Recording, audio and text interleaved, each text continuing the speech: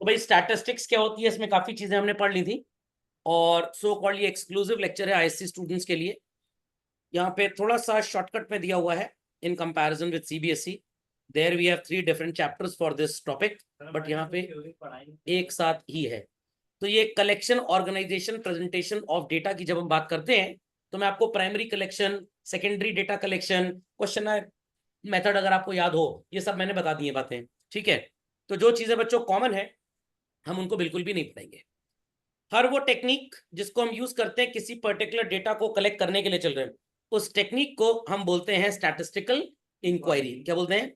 या आप जिस पर्टिकुलर डेटा को कलेक्ट करना चाहते हैं, लाइक आपके स्कूल में कितने बच्चे ऐसे 11th क्लास में जिनको सो कॉल्ड कोविड में इन्फेक्शन हुआ था, आप ऐसे बच्चों का डेटा तैयार कर रहे हैं। तो इसके लिए आपने कोई क्वेश्चन डेवलप कर लिया, आपने सो कॉल्ड लेट अस से डायरेक्ट पर्सनल इंटरव्यू ले लिया, तो ये जो हरकत आपकी होगी, this is known as statistical inquiry.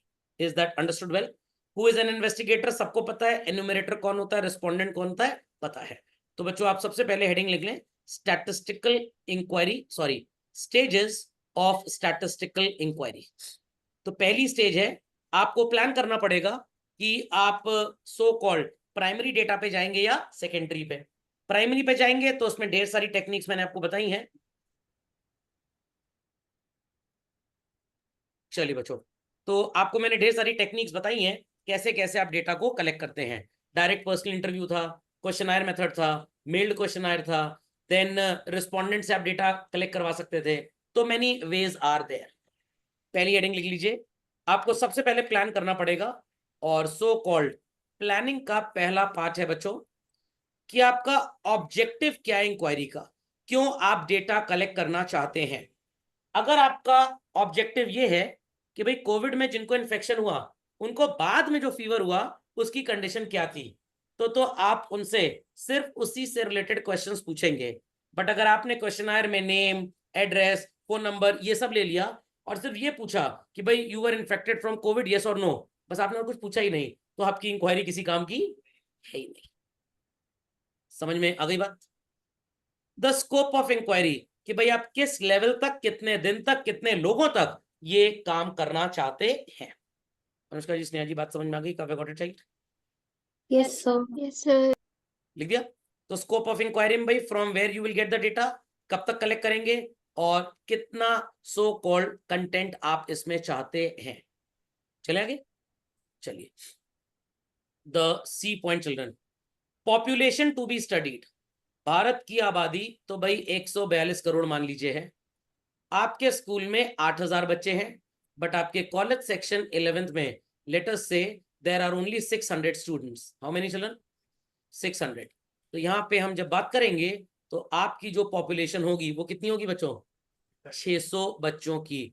और इस पॉपुलेशन को आप यहाँ पे बोलेंगे what is called as universe. और अगर आपके पास इतने पैसे नहीं है कि पूरे 600 बच्चों का डेटा आप ले पाए, तो आप यहाँ पे 600 में 100 का डेटा ले लीजिए, और ये मान लीजिए कि जो 100 का जवाब होगा, बाकी 500 का जवाब भी वही होगा। This method is called as sampling. और जब पूरी पॉपुलेशन को स्टडी करेंगे children, then it is called as census. यहीं पे हमने स्टॉप किया था प्रीवियस लेक्चर में। तो सी पार्ट लिख लीजिए चिल्ड्रन, पॉपुलेशन। पॉपुलेशन का मतलब समझ में आ गया?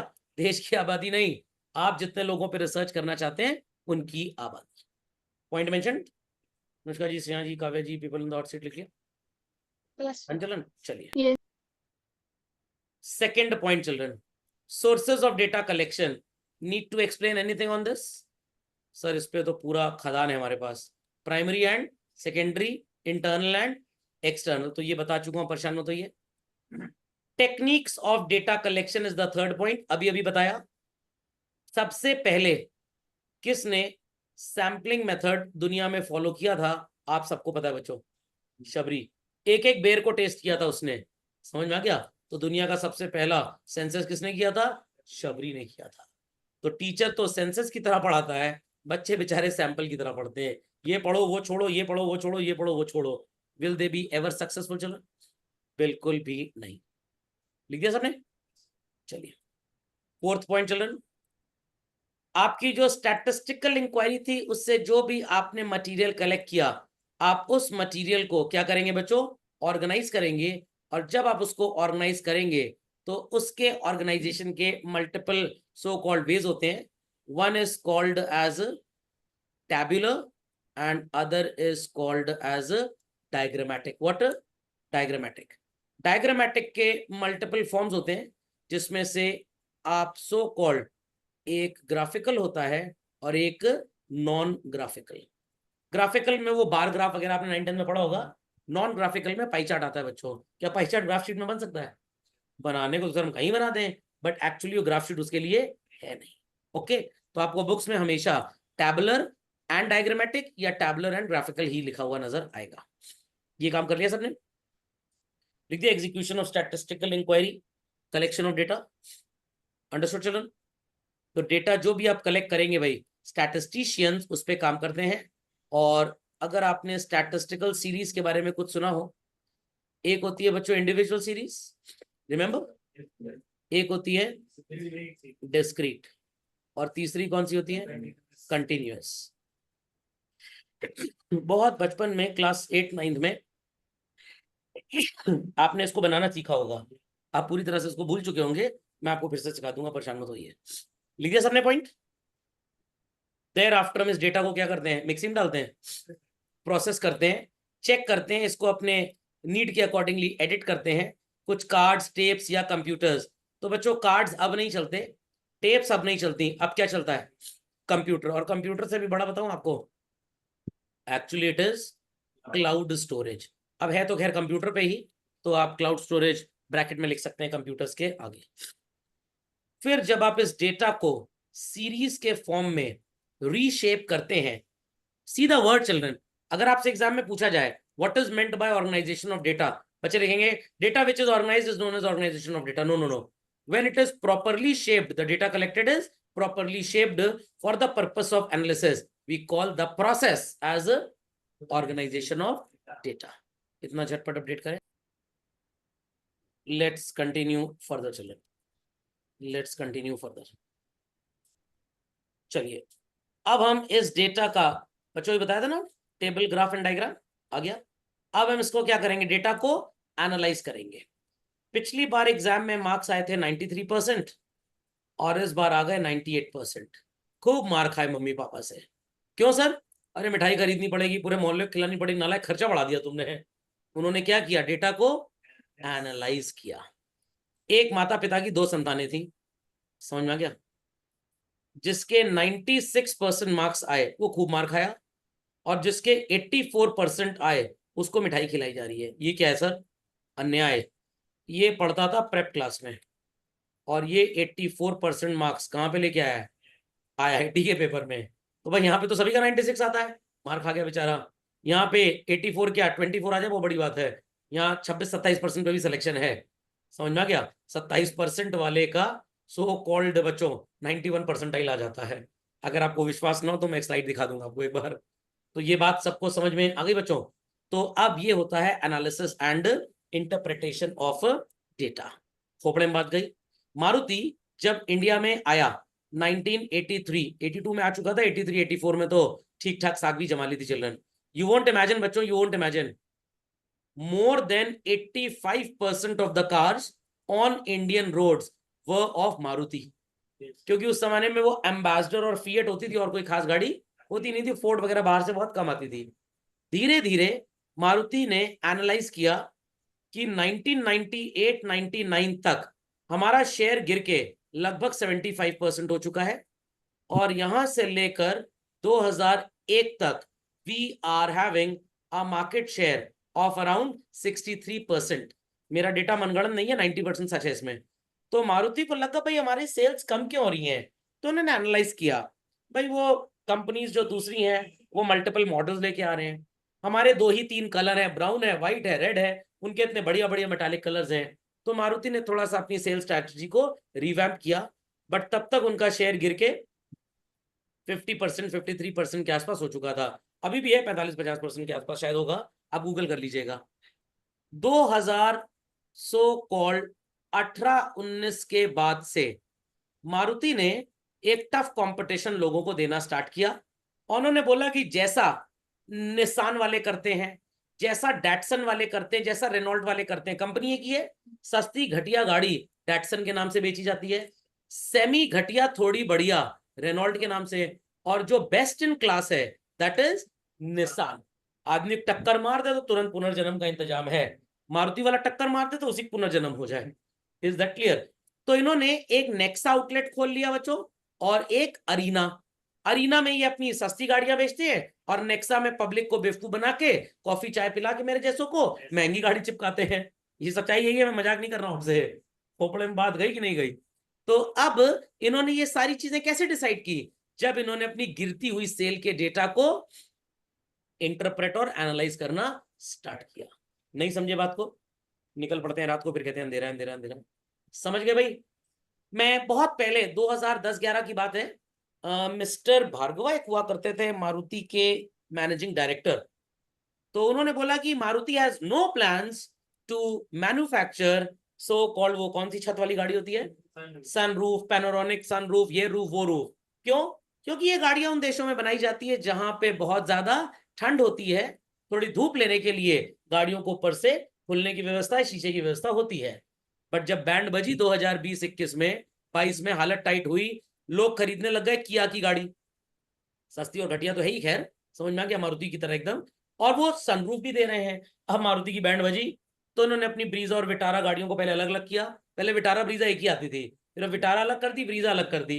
अब ब्रीजा बिकती है अरीना में और विटारा बिकती है नेक्सा में, और वो थोड़ी महंगी कर दी और ऊपर पैनोरामिक सनरूफ डाल दी। तो कहा मारुति की मैक्सिमम गाड़ी बच्चों, जब मैं 11वीं-12वीं पढ़ता था 3-4 लाख रुपए की आती थी बस। अब अभी मेरे एक जानने वाले, उन्होंने ब्रीजा खरीदी, विटारा सॉरी, 33 लाख रुपीस की। सोचिए। तो मारुति क्यों ये काम कर रहा है? क्योंकि उनको पता है कि अगर ये काम नहीं करेंगे तो लोग हमारी गाड़ी नहीं खरीदेंगे। और लोगों को भी करना था MUX more than PX, micro economics का कॉन्सेप्ट याद है? पता है क्या करते हैं? ऊपर से शीशा हटा के पाइप लाद के ले आते हैं घर में, बिजली की तार वाला है, ताकि कायदे से आ जाए। चलिए, समझ में आ गया एनालिसिस? अनुष्का जी, स्नेहा जी, काव्या जी समझ गई? Yes, sir. Yes, sir. Done चलन। अब बात आती है बच्चों, आपके घर में डिटर्जेंट पाउडर आता होगा, टाइड का नाम सुना है, एरियल का नाम सुना है? सच्चाई बताओ, दोनों एक कंपनी है? ऐसा है? गूगल कर लीजिएगा, शायद प्रॉक्टर एंड गैम्बल का दोनों है, यूनिलीवर शायद, जो भी है, शायद यूनिलीवर का ना टाइड। हाँ, तो ये भी उन्हीं का है। ये आप जैसों के लिए, ये हम जैसों के लिए। सस्ते को टाइड बेचो और महंगे को एरियल। नहीं समझे बात को? समझ में आ गया? आप नहीं, मतलब आपका कोई दुश्मन, भगवान ना करे, अस्पताल में जमा हो जाए, अगर वो ICU में है, चिल्ड्रन कहाँ है, तो डॉक्टर की विजिट 1000, और अगर जनरल वार्ड में है तो डॉक्टर की visit 250। Different type of customer से डिफरेंट फीस चार्ज कर रहे हैं। क्यों? जनरल वार्ड का जो साइज होगा, वहां पे कम से कम 50 पेशेंट को जमा कर सकते हैं हम, मतलब एडमिट कर सकते हैं। उतने ही एरिया में ICU में मुश्किल से 10-12 पेशेंट होते हैं, तो उतना ही घूमना पड़ेगा डॉक्टर को। तो डॉक्टर कहेगा मेरा पैसा एकदम सेम होना चाहिए। तो सारी चीजें कैसे पता लगती है बच्चों? जब हम डेटा को इंटरप्रेट या एनालाइज करते हैं। खोपड़े में बात गई कि नहीं गई? तो high income people will go to ICU, मेरी तरह के low income people will go to general ward. समझ में आ गया? Friday Saturday Sunday shopping malls में ज्यादा भीड़ होती है, तो पार्किंग प्राइसेस क्या होते हैं? High. Monday Tuesday Wednesday Thursday कम भीड़ होती है, तो पार्किंग प्राइसेस आर लो। ये सारा डेटा एनालाइज करके ही वो डिसाइड करते हैं बच्चों। अक्षय तृतीया है, शादी का मौका है, पता है लोग अपनी गरज को गोल्ड खरीदेंगे, क्या ज्वेलरी शॉप वाले डिस्काउंट देंगे आपको? नहीं। और जब वो शादियों का सीजन खत्म हो जाता है, कहते हैं ना हिंदू धर्म में तारा डूबा है, चांद बुड़बुड़ा रहा है, समझ में आ गया? तो सो कॉल्ड वो डिस्काउंट देना स्टार्ट कर देंगे आपको। This is they do from interpreting the data of sales of previous years as such. समझे बच्चों बात को? चलिए, देयर आफ्टर एनालिसिस करने के बाद क्या प्रिपेयर करते हैं? रिपोर्ट। जैसे आपके स्कूल में कॉपी दिखाने के बाद टीचर मार्क स्लिप प्रिपेयर करते हैं, और वो सारी मार्क स्लिप दे दी जाती हैं IT रूम को, और वो कंप्यूटर में फीड करके आपका रिपोर्ट कार्ड जनरेट करते हैं और दिवाली मनाने का इंतजाम कर देते हैं। समझ गए बच्चों? तो प्रिपरेशन ऑफ रिपोर्ट कैसे बनेगी, प्रेजेंटेशन किसको वो दी जाएगी, सेल्स का डेटा है मार्केटिंग डिपार्टमेंट के पास जाएगा, बोरोइंग और लेंडिंग का डेटा है फाइनेंस डिपार्टमेंट के पास जाएगा, रिक्रूटमेंट का डेटा है, ह्यूमन रिसोर्स डिपार्टमेंट के पास जाएगा। झटपट अपडेट करें बच्चों, दो लाइन लिख भी लें। चलिए बच्चों, चला जाए आगे, चला जाए आगे। चलिए, सोर्सेज ऑफ डेटा बच्चों हम लोग पढ़ चुके हैं ऑलरेडी प्रीवियस लेक्चर्स में। तो इसमें इंटरनल, एक्सटर्नल, प्राइमरी, सेकेंडरी मैं आपको बता चुका हूँ। डिफरेंसेस भी आप पढ़ चुके हैं, क्या कुछ बताने की जरूरत है? मेथड्स आ गया, direct personal investigation, indirect. Sir इसमें तो बहुत कम लिखा है, सीबीएसई थोड़ा सा वाइट पढ़ाता है इस टॉपिक को, बट ये थोड़ा टाइम पास टाइप है। खैर ये सब तो आपने पढ़ाई हुआ है। आंसर चिल्ड्रन, आपको मेरिट्स पढ़ाए गए हैं, तो एग्जाम में थ्योरी आएगी, थोड़ा लिख के आइएगा, अच्छा लगेगा टीचर को। Question are to be filled by enumerators, जब आपकी जनता जाहिल और गवार हो। चलिए, basic points for designing a question है, do I need to explain this? No. चलिए, काव्या जी समझ गई, अनुष्का जी, स्नेहा जी समझ गई? Yes, sir. चलिए, लेट्स कंटिन्यू फर्दर। ये मल्टीपल चॉइस वगैरह सब आपको बता दिया था मैंने। चलिए, टेक्निक्स चिल्ड्रन, यहां से ज्ञानबाजी स्टार्ट होगी हमारी। हेडिंग लिख दीजिए, टेक्निक्स और मेथड्स ऑफ डेटा कलेक्शन। तो बच्चों दो मेथड्स होते हैं, अभी जैसे मैंने आपको बताया था, ऑल 600 स्टूडेंट्स के ऊपर आप इंक्वायरी करें तो क्या हो जाएगा? सेंसस। बट अगर आपके पास पैसे ज्यादा नहीं है, टाइम बहुत लगेगा, तो आप क्या करेंगे? Sampling. Got it clear? Sampling में भी बहुत ढेर सारी टेक्निक्स होती हैं, अगेन आपके सिलेबस में वो है नहीं बच्चों, ठीक है? बट जब मैं सीबीएसई वालों को पढ़ाऊंगा तो आई शेयर द वीडियो, एक बार देख लीजिएगा। आपको 11th में तो नहीं काम आएगा, बहुत वाइड सिलेबस है क्योंकि सीबीएसई का। बट जब आप कल को रिसर्च मेथोडोलॉजी पीएचडी करते टाइम या एमबीए करते टाइम पढ़ेंगे, तो वो भी स्टैटिस्टिक्स ही होती है, वहां पे आपको सब चीजें काम आएंगी। इवन ग्रेजुएशन में बीबीए बीकॉम सब में आती हैं। Got it? चलिए, तो ये तो लिख चुके हैं आप। Write down children, organization of data, और दो लाइन की डेफिनेशन छापोफाई करें। Refers to the arrangement of data in a condensed form and their proper and suitable grouping through classification and tabulation. तो अगर मैं इसको आसान भाषा में समझाना चाहूं बच्चों, आपने अपनी बुक में इंडेक्स पेज देखा है हमेशा?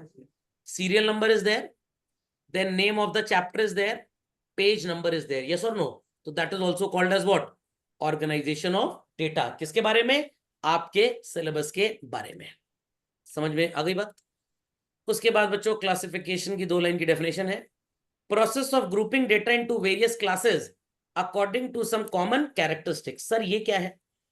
अपनी इकोनॉमिक्स की बुक का इंडेक्स देखिएगा, एक टॉपिक आपको आईईडी के नाम पे मिलेगा, इंडियन इकोनॉमिक डेवलपमेंट, 12-13 चैप्टर्स होंगे, और 4-5 चैप्टर आपको स्टैटिस्टिक्स के नाम पे मिलेंगे। I am being more clear on this. Restaurant गए होंगे सब लोग, इंडियन फूड एक पर्टिकुलर पेज पे होता है, ब्रेकफास्ट के सारे आइटम्स एक पर्टिकुलर पेज पे होंगे, फिर डेजर्ट एक पर्टिकुलर पेज पे होगी, तो डेजर्ट की एक category, thereafter Indian food की एक कैटेगरी, चाइनीज फूड की एक कैटेगरी, क्योंकि इन सब की कैरेक्टरिस्टिक्स कॉमन है। तो ये जो रेस्टोरेंट का मेन्यू बनता है children, this is also called as what? ये क्लासिफिकेशन हो गया। पूरा मेन्यू सही तरीके से बने, दैट इज ऑर्गेनाइजेशन। सर कैसे बनेगा? स्टार्टिंग में स्टार्टर्स होंगे, क्योंकि लोग पहले स्टार्टर्स खाएं, समझ में आ गया? उसके बाद मेन कोर्स होगा, फिर डेजर्ट होगा, तो पहले स्टार्टर्स, फिर मेन कोर्स, फिर डेजर्ट। ये हो गया बच्चों ऑर्गेनाइजेशन। समझ गए? और स्टार्टर्स में भी, आई रिपीट, स्टार्टर्स में भी ब्रेकफास्ट के स्टार्टर्स अलग हैं, चाइनीज स्टार्टर्स अलग हैं, लंच के स्टार्टर्स अलग हैं, डिनर के स्टार्टर्स अलग हैं। Is that clear? Is that clear? फिर उसके बाद भाई ब्रेकफास्ट के आइटम्स ये है पेज नंबर 1 से 7 तक, मेन कोर्स पेज नंबर 8 से 22 तक है, और डेजर्ट्स पेज नंबर 23 से 25 तक है। This is what? क्लासिफिकेशन। समझ में आया? तो आपके 10th क्लास के रिजल्ट को पूरा परसेंटेज वाइज एक्सेल शीट पे सॉर्ट कर लिया गया। It is what? ऑर्गेनाइजेशन। फिर उसके आगे लिखा गया कौन सा बच्चा कौन सा सब्जेक्ट मांग रहा है, मार्क्स के हिसाब से उसको क्या दे सकते हैं, और फिर लिस्ट बनाई। तो हो सकता है एनरोलमेंट नंबर 125 साइंस में चला गया, बट 126 और 127 कॉमर्स में आ गए, 128, 129, 130, 131, 132, 133, 134, 135 ह्यूमैनिटीज में चले गए, फिर 136 से लेकर 139 तक साइंस में चले गए। फिर से लिस्ट को रीसॉर्ट किया गया और क्लास टीचर को दे दिया, भाई ये आपकी क्लास के बच्चे हैं, ये आपकी क्लास के, ये आपकी क्लास के। That is what? क्लासिफिकेशन। तो 10th क्लास का पूरा result percentage wise, 12th class का पूरा रिजल्ट परसेंटेज वाइज, इसे क्या बोलेंगे? ऑर्गेनाइजेशन। फिर उसके बाद प्रोस्पेक्टस में या स्कूल की मैगजीन में 100 आउट ऑफ 100 किस किस सब्जेक्ट में किसका आया, उनको अलग करो। 95 to 100 के बीच में आया, उनको अलग करो। 90 to 95 वालों को अलग, 80 to 90 वालों को अलग, और 40 से कम वालों के नाम मत बताना किसी को। It is what? Classification. Coed school है तो भाई बॉयज का रिजल्ट अलग करो और गर्ल्स का रिजल्ट अलग करो, that is also called as what? Classification. तो सबसे इंपॉर्टेंट चीज है, पूरे डेटा को कंडेंस कर दिया तो क्या बन गया बच्चों? ऑर्गेनाइजेशन। खोपड़े में बात गई। और अगर उस डेटा में फर्दर आपने पाइलिंग अप की, आपने अरेंजमेंट किया किसी कॉमन कैरेक्टरिस्टिक को लेकर, तो it is called as classification. Is that clear? Is that clear? अब एक धमाकेदार एग्जांपल देता हूं। I am an event manager. लड़के वालों ने बोला भाई हमारे लगभग 600 गेस्ट होंगे। खोपड़े में बात गई। लड़की वाले कहने भाई हमारे 700 गेस्ट होंगे। मैंने कहा काम करो, शादी ना करो, भंडारा करवा लो। 1300 गेस्ट के कार्ड हमको बांटने हैं। तो लड़के वालों को कार्ड बांटने की एक अलग टीम बना दी, लड़की वालों के कार्ड बांटने की टीम एक अलग बना दी। तो आपने कॉमन कैरेक्टरिस्टिक्स के बेसिस पे डिवाइड कर लिया। It is what? Classification. Is that clear और नॉट? नहीं समझे बात को? अब 600 में से 40 गेस्ट तो दिल्ली रहते हैं, तो एक टीम को बोला जाओ दिल्ली घर घर कार्ड दे के आना है, तो दिल्ली वाले सब एक साथ हो गए। It is again what children? Classification. But A से लेकर जेड तक पूरी लिस्ट बना ली हमने। It is what? Organisation. Is that clear? फिर लिस्ट की प्लेस के हिसाब से सॉर्टिंग कर ली, तो it is called as what? Organisation, नहीं क्लासिफिकेशन। समझ गए सब लोग? आपकी दुकान है कंप्यूटर्स की, कितने माउस हैं, कितने लैपटॉप हैं, कितने पर्सनल कंप्यूटर्स हैं, कितने एडॉप्टर हैं चार्जिंग वाले, इन सबको आपने अलग अलग कर लिया। This is all called as what children? Classification. समझ गए बात को भाई? और ज्ञान देने की जरूरत है इसके ऊपर? चलें आगे। अनुष्का जी, स्नेहा जी समझ गए, काव्या जी समझ गए? People on the hot seat understood? Yes, sir. चलिए, Yes.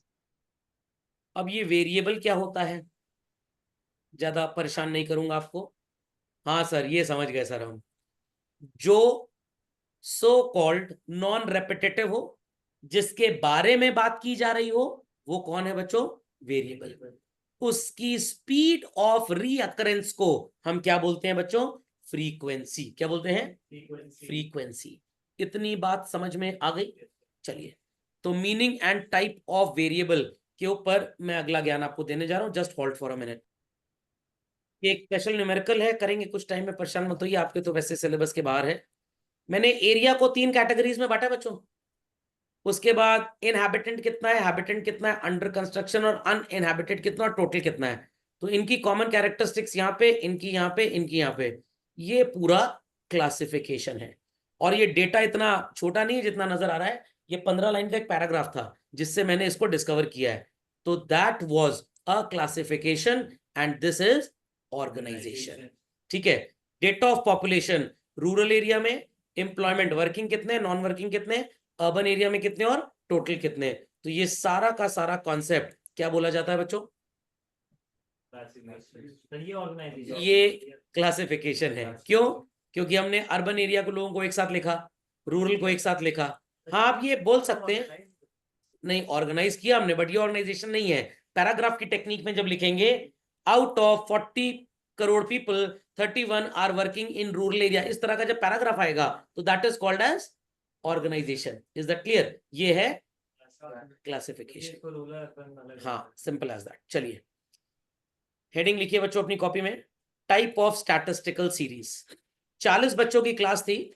इकोनॉमिक्स का टर्मिनल एग्जाम हुआ 50 नंबर का। मार्क्स आपके सामने है बच्चों, 32, 26, 26, 41, 43 नजर आ रहा है बच्चों? मेरा आपसे प्रश्न है, कैसे आप इसको टैबुलेट करेंगे? सबसे पहली सीरीज क्या है बच्चों? इंडिविजुअल। 1, 3, 4, 6, 8, लास्ट में 49 आया। असेंडिंग लग रहा है कि डिसेंडिंग लग रहा है? डी से डिसेंडिंग, डी से डिक्रीजिंग। पहले 49 होता तो डिसेंडिंग हो जाता, ये छोटे से बड़े के क्रम में लगा दिया। सीख लीजिए, केबीसी में बुलाएंगे तो काम आ जाएगा। तो ये है what is called as data, collection of data. ये है क्लासिफिकेशन एंड ऑर्गेनाइजेशन। समझ में आ गई बात? अंडरस्टूड? इंडिविजुअल सीरीज कैसे बनी भाई? ये सारे मार्क्स आपने देखे और आपने इसको सो कॉल्ड डेवलप कर लिया, स्मॉल से हायर या उल्टा भी कर सकते हैं, हायर से स्मॉल, और इस सीरीज को क्या बोलते हैं? Individual series. बट आप देख रहे होंगे बच्चों बहुत ज्यादा लिखना पड़ रहा है, ये सब नो। तो इसको थोड़ा सा छोटा किया और सीरीज कौन सी बना दी हमने? Answer is discrete. पहले डिस्क्रीट को देख लीजिए फिर आगे चलेंगे। देखिए कंपैरेटिवली छोटी है, ठेंगा छोटी है सर। अरे भाई ऊपर आपने 47 को 4 बार लिखा था, यहाँ 47 के सामने 4 लिख दिया है, छोटी हुई कि नहीं हुई? समझ में आ गया? चलिए तो सबसे पहले बच्चों हेडिंग कॉपी करके सो कॉल्ड ये पूरा कंटेंट, फिर पहली सीरीज इंडिविजुअल और दूसरी डिस्क्रीट बनानी स्टार्ट करते हैं। डिस्क्रीट चेक कर लीजिए भाई, मार्क्स एक कॉलम में और नंबर ऑफ स्टूडेंट्स एक कॉलम में। कैसे बनेगी सबको क्लियर है? 1 मार्क्स लाने वाला एक बच्चा था, 3 मार्क्स लाने वाले भी एक बच्चे थे, 4 मार्क्स लाने वाले भी एक बच्चे थे। अब बच्चे कहेंगे सर बीच बीच में गायब है, अब वो मार्क्स किसी के है ही नहीं तो हम थोड़ा उसको लिखेंगे। 6 मार्क्स लाने वाला भी एक बच्चा, 8 नंबर लाने वाला एक स्टूडेंट, 9 मार्क्स लाने वाले कितने थे? 4 हैं कि 3 हैं? 4 होने चाहिए शायद, हाँ 9 वाले 4 हैं, 4 हैं, 1 2 3 4। आपने इंडिविजुअल बना ली तो उसको देख के डिस्क्रीट बना लीजिए, कॉमन सेंस है वो। सबने बना लिया? ये सबने बना लिया भाई? चलिए सबका बन गया डिस्क्रीट। तीसरी है कंटिन्यूअस, इस तरह इतनी ढेर सारी, yes continuous series multiple types होती है बच्चों। सबसे पहली कौन सी है? एक्सक्लूसिव। 0 to 10 मार्क्स लाने वाले कितने बच्चे हैं? 9। 10 to 20 मार्क्स लाने वाले 3। अब ध्यान से मेरी बात सुनिएगा, जिस बच्चे के 10 मार्क्स आएंगे बच्चों वो इस कैटेगरी में आएगा, इस कैटेगरी में नहीं आएगा। तो एक्सक्लूसिव वर्ड का मतलब है ये जो आगे वाला नंबर है इसे हम बोलते हैं बच्चों अपर लिमिट, और जो पीछे वाला नंबर है इसे क्या बोलते हैं? Lower limit. तो 10 मार्क्स इससे एक्सक्लूड होंगे और ये यहां पे चले आएंगे। Is that clear? तो जिसका 10 मार्क्स आएगा वो यहाँ पे आएगा, यहाँ पे नहीं आएगा। जिसके 20 मार्क्स आएंगे वो यहाँ पे आएगा, यहाँ पे नहीं आएगा। 30 वाला यहाँ पे आएगा, यहाँ पे नहीं आएगा। 40 वाला यहाँ पे आएगा, सो कॉल्ड यहाँ पे नहीं आएगा। Is that understood? Inclusive 0 to 9 सब इसमें चले आएंगे, 10 to 19 सब इसमें आ जाएंगे, 20 to 29 सब इसमें आ जाएंगे, 30 to 39 सब इसमें आ जाएंगे, 40 to 49 सब इसमें आ जाएंगे। अगले लेक्चर में आपको ये भी सिखाऊंगा कैसे inclusive series gets converted into exclusive, क्योंकि सारा स्टैटिस्टिकल कैलकुलेशन एक्सक्लूसिव से होता है, इंक्लूसिव से नहीं होता। वो बता दूंगा आपको, आता ही है, आप लोगों ने स्टैटिस्टिक्स 9th-10th में पढ़ी हुई है। चलेंगे बच्चों? अनइक्वल 0 to 5 गैप 5 का है, बट 6 to 20 में गैप 14 का हो गया। 20 to 30 में इट इज 10, 30 to 50 में it is 10। It is called as unequal class interval. चलन what is 0 plus 10? 10 divided by 2 5। 10 plus 20 कितना होता है बच्चों? 30 divided by 2 15। 20 plus 30 divided by 2 25। 30 plus 40 divided by 2 35। 40 plus 50 divided by 2 45। Is that clear? इससे आप बोलते हैं मिड वैल्यू सीरीज। कौन सी सीरीज? Mid value. तो डेटा बच्चों फ्रीक्वेंसी का डिट्टो सेम रहेगा, कोई फर्क नहीं है, सिर्फ आपको इसको कन्वर्ट करना है इसमें। तो मिड वैल्यू सीरीज बनाने के लिए पहले आपके पास कंटिन्यूअस एक्सक्लूसिव सीरीज होना बहुत जरूरी है। If you do not have exclusive series children, आप इसको नहीं बना सकते। समझ गए इस बात को? समझ गए इस बात को बच्चों? चलिए Yes, sir. Further we have open ended series. ये क्या होता है? लास्ट वाला क्लोज नहीं होगा। ओपन एंडेड में एक और कैटेगरी है, पहले वाला ओपन नहीं होगा। 10 से नीचे कितने नंबर होंगे? लोग बोलेंगे 10, अरे नहीं भाई इनफाइनाइट हो सकता है, कितना ही पीछे जा सकते हैं। तो ये दोनों ओपन एंडेड सीरीज होती है। तो how many type of series आपने देख ली बच्चों? 1 2 3 4 5 6। Then we have less than and more than. ये क्यूमुलेटिव फ्रीक्वेंसी से बनती है। किससे बच्चों? क्यूमुलेटिव फ्रीक्वेंसी से। तो आप सबसे पहले सो कॉल्ड इन 4 को झटपट अपडेट कर ले बच्चों, वेरी क्विकली। चलिए बच्चों अगली 4 भी कॉपी कर लें। Open ended, close ended, less than and more then. Less than more than कैसे फ्रेम होती है ये आपको अगले लेक्चर में सिखाना था मेरे को, बट खैर आसान है तो आप अभी सीख सकते हैं। 0 से लेकर 10 तक कितने बच्चे हैं बच्चों? 9। 0 से कम वाला कोई बच्चा आपको नजर आ रहा है यहाँ पे? नो। तो less than 0 how many students? 0। 0 to 10 ये ऐसे बच्चे हैं जिनके नंबर 10 से कम है। कितने हैं ये बच्चों? 9। तो लेस देन 10 में 9 हो गया बच्चों। 0 to 10 मार्क्स लाने वाले 9 बच्चे और 10 to 20 मार्क्स लाने वाले 3 बच्चे। ऐसे कितने बच्चे हैं जिनके मार्क्स 0 से तो ज्यादा हैं बट 20 से कम है, ऐसे 12 बच्चे हैं। 0 से 10 मार्क्स लाने वाले 9, 10 से 20 मार्क्स लाने वाले 3, 20 से 30 मार्क्स लाने वाले 4, less than 30 and more then 0 लाने वाले कितने बच्चे हैं? 16। 0 से लेकर 40 तक मार्क्स लाने वाले कितने बच्चे हैं बच्चों? 28। और कितने ऐसे बच्चे हैं सो कॉल्ड जिनके मार्क्स 0 से तो ज्यादा हैं बट 50 पे आकर रुक गए? How many are there? 40। समझ में आ गया कैसे बनती है मोर देन सीरीज? 12वीं वाले जो भूल गए हो वो भी देख लें, ये ग्रेजुएशन में फिर काम आएगा आपको। बीकॉम सेकेंड ईयर में ये सारी यूनिट स्टैटिस्टिक्स की प्रोफेसर बोलेगा, खुद से कर लेना, वहां पे आपको मेरे लेक्चर की इंपॉर्टेंस पता लगेगी।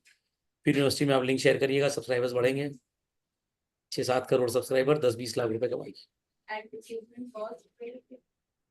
एडवर्टाइजमेंट की कोई कॉस्ट ही नहीं है, यूट्यूब पर फ्री है भाई।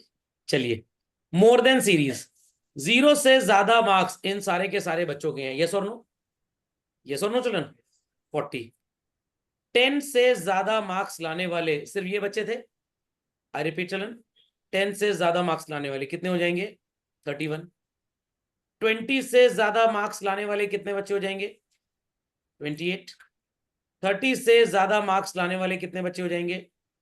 24। और 40 से ज्यादा मार्क्स लाने वाले कितने हो जाएंगे? 12। और 50 से ज्यादा तो किसी के थे ही नहीं।